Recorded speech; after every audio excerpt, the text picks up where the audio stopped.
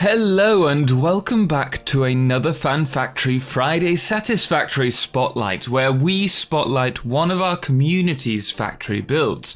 Now today we're with Ocken, who I admit has taken me a bit by surprise today, because a month ago I checked out his factory and he indulged me with his ideas whilst walking around what can only be described as a shadow of what his new factory is now, and I have to take my hat off to this factory. Now, seeing how much it has improved is incredible, and I wish I had the save still to show you guys the difference, but instead you'll just have to enjoy the ride. Starting off, though, there are 3 smaller factories scattered around the map, each transporting fuel or quartz. The true joy of this build comes from the main factory, which is by no means complete and there is still a lot of work to do.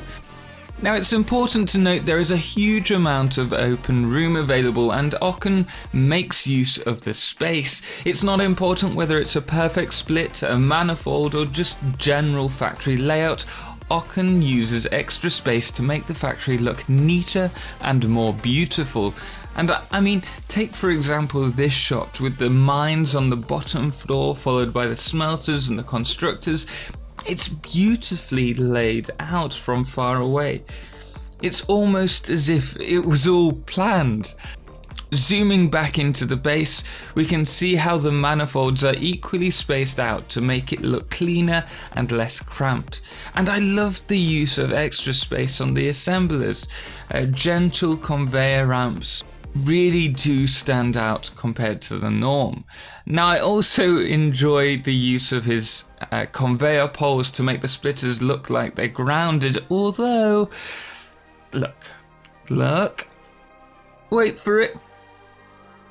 Here. What's this?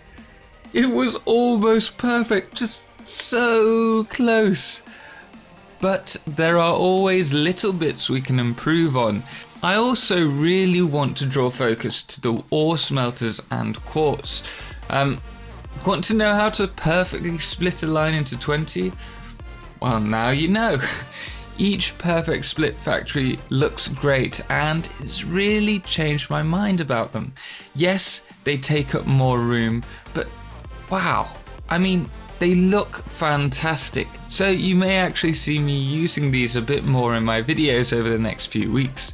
I'm also really amazed at how well the red paint scheme works. I mean, it seems to go with everything. So nicely done on that. He also has a series of huge power plants, both coal and fuel, but there's nothing particularly new about that, so we won't focus on it. Oh, but there is one thing new, and it's the use of a group of power poles here in a doorway.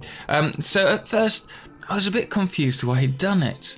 But then I realized placing the power poles uses up the spare space without it looking sparse and gives it a more industrial feel, which was a really cool idea, even if you can do it with just a single conveyor wall. Now, the last thing that I really want to show you is the Smart Splitter Sorter. It splits everything off into a central storage facility, so nothing new there, until you actually find the entrance. And architecturally, it stands out beautifully with the different foundations in use. It's also got a drop-in floor, which means if you spawn at the hub, it allows you to literally drop in and grab your stuff so that you can go and continue with your factory. So bravo there, that was a really nice idea. And all in all, a really awesome community factory. So thank you very much, Ocken, for letting us join in with your video.